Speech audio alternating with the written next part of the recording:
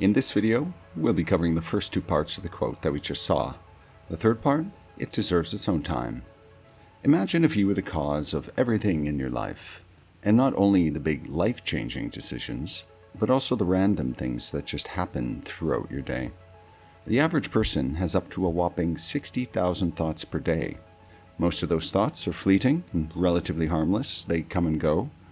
But when you put more thought into your thoughts, feelings and emotions give them vitality. And this is where the subconscious comes in. Whatever we plant in our subconscious mind and nourish with repetition and emotion will one day become a reality. Earl Nightingale. Thoughts are like seeds you plant in your mind, and the subconscious is the vast garden, or orchard, perhaps. Your habitual thoughts get ingrained in the subconscious as habits, beliefs, and tendencies, kind of like grooves in a record, and you more or less keep living the same repeated patterns day after day. This is what forms your character, your way of being, and it'll continue unless you change your thinking and begin reprogramming your subconscious. If you want to change anything in your world, you're going to have to change your thoughts. The subconscious mind is passive and subjective. It doesn't argue and accepts anything you believe to be true. It's also programmed by suggestion, whether beneficial or not. Since you were born, your mind has been influenced by the people in your life, the school system, media, social conditioning, some of it good, some of it likely not so good. Everything you've ever seen or heard has had an effect on you to some degree. What you experience in your life is a reflection of your worldview, beliefs, and self-concept, all of which have been stored away in the subconscious. Everybody has their own particular slant on what we call reality. We don't experience things in exactly the same way. The subconscious is very powerful. It controls at least 90% of a person's life. It's who you are deep down and where the true power lies, yet few people realize it. And as powerful as it is, it relies on the conscious mind for discernment and what gets allowed inside. Now, the conscious mind is active and objective. It's responsible for things like logical thinking, decision-making, analyzing, and awareness of the present moment. It's our connection to the outside world via the five senses, of course. Along with moving you through your day, it's also responsible for what gets impressed upon the subconscious. That is, what you accept as true. Although sometimes things can slip by without your consent, take repetitive advertising, for example, but you do have the choice of what to think, how to react, how to feel, and what to consciously allow inside. The conscious mind is like the captain and helm of the ship, steering, directing, and deciding. But your subconscious is the engine room and crew doing all the heavy lifting.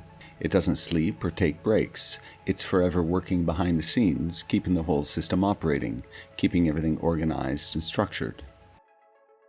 You are today where your thoughts have brought you. You will be tomorrow where your thoughts take you. James Allen. Thoughts are energy, electrical energy generated by the brain. Everything in the universe, including your thoughts, vibrates at a specific frequency. When thoughts are charged with the energy of emotions and feelings, this electromagnetic signal resonates with people, situations, and circumstances that match your frequency. This is a law of attraction, an esoteric principle that's been around for millennia. Our character and mindset determine the mental atmosphere we create around us, and source energy responds. In the realm of mind, like attracts like. Therefore, the vibe you're giving off aligns with similar vibrational energy. The universe mirrors back to you what you focus on, be it good or bad, positive or negative. It doesn't choose who gets the good stuff and who gets the bad stuff. It's up to you, whether you're aware of it or not.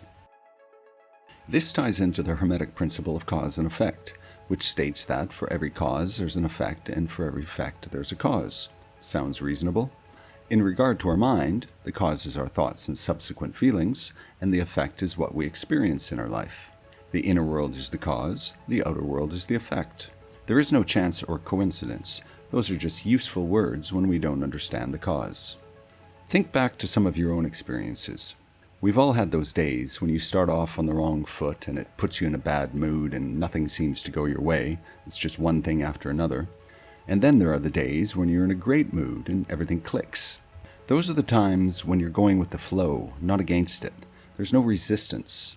You're not overthinking anything. You just feel good and everything seems to fall into place. If you realized how powerful your thoughts are, you would never think a negative thought. Peace, Pilgrim. Unfortunately for us humans, we have chronic thought habits, and there's a definite tendency to put more thought and thought energy into the negative crap. People really, really like thinking and talking about things that they don't like. And sure, most days aren't all sunshine and good times, but when you become aware of your thoughts and start observing them, you can weed out any low-energy nonsense. You should do your best to eliminate judging, criticizing, complaining, whining, and similar behavior. Thoughts of lack, limitation, fear, worry, hate, resentment, and so on should be thrown to the trash immediately. The idea is to remove these qualities and beliefs from your subconscious as much as possible. Notice your self-talk and mind chatter and what you picture in your mind. Then you can start doing some mental house cleaning. Whoever controls the media controls the mind. Jim Morrison. Be very careful what you focus on and pay attention to, especially through any form of media. Remember those thought seeds that get planted in your subconscious? Don't give your attention away so freely to external influences that don't necessarily have your best interests at heart. Be discerning about the content you consume.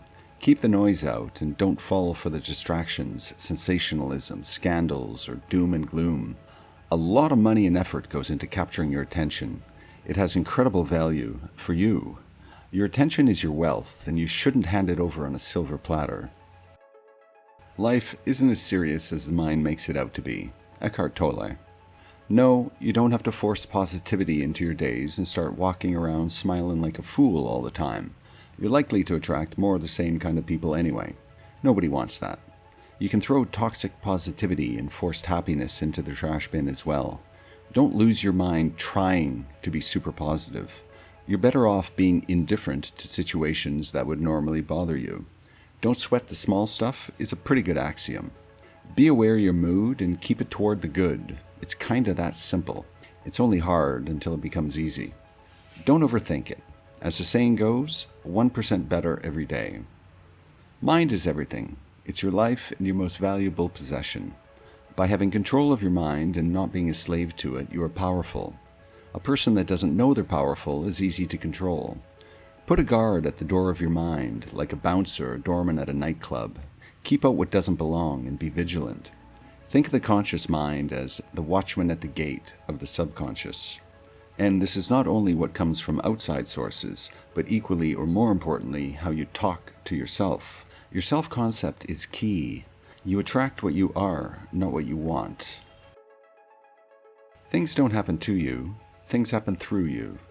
When people realize that they're the operant creative power in their life, it places them in the driver's seat and on the way to a life that they truly want.